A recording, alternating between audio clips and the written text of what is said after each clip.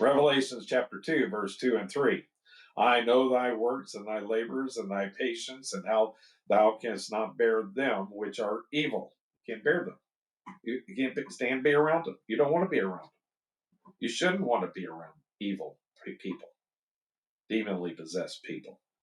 It vexes your spirit to be around somebody demonly possessed.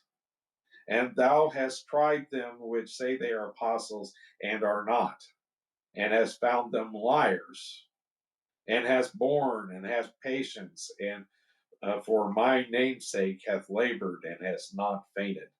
Then in verse 6, but this thou hast, that thou hatest the deeds of the Nicolaitans, which I also hate. We're to hate the deeds and not the person. I grieve for the person that's demonly possessed, that is in our churches or in our CRs, that is propagating this blaspheming. I grieve that I know that they are bound for eternal torment, and so my heart mourns. That's why we mourn. We mourn for sin in this world. We mourn for these people. That there is no, they don't want help, and they're not going to change because they don't want help, and so they're not listening to us, and they're not. So we hate their deeds, and not the person. And God hates. That's a strong word. That and to be used for God, that He hates the deeds of them, and we should hate their deeds enough to do something about it. We can't allow it in our CRs, and we can't allow it in our churches. We can't allow their deeds. Their fruit. Their fruit is evil. We can't allow evil fruit in a worship service. That's blasphemy. To produce evil fruit in a worship service is evil. Is to blaspheme. It's the same as if you went in there and started cussing God to the utterance of your voice. And we don't see it that way, but we need to see it that way. Revelation chapter 2 and verse 15. So hast thou also them which hold the doctrine of the Nicolaitans, which I hate. And so I believe the Nicolaitans were probably from the Epicureans. They believe that, if you well, first of all, they're like the Mormons. We have this knowledge that nobody else has,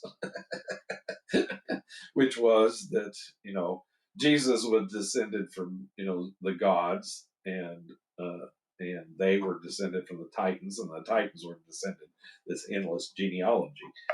We have a knowledge, and we're going to be gods. You're going to be a god someday, and have your own universe, and your own world, and your own multiverse. It's blasphemy. Okay, and so and then they believed in the Epicureans believed that you instead of not controlling their emotions, they wanted to experience all the emotions. They wanted to experience everything. That they believed you needed to experience everything. That was part of their worship of knowledge. Still worship of knowledge. They wanted to experience everything. It's kind of like you feel bad for your son that he didn't get to experience something. Oh, he didn't get to go to Myrtle Beach for spring break. Or he didn't get to go to the prom. But maybe he's better off not going to the prom because most of the kids lose their virginity and get drunk. And also, I remember when I started to preach, my pastor found out that my girlfriend wanted me to go to prom with her. He said, "You're not going to the prom." I said, "What?" He said, "You're not going to the prom. You're a preacher. You can't go to the prom." And I didn't,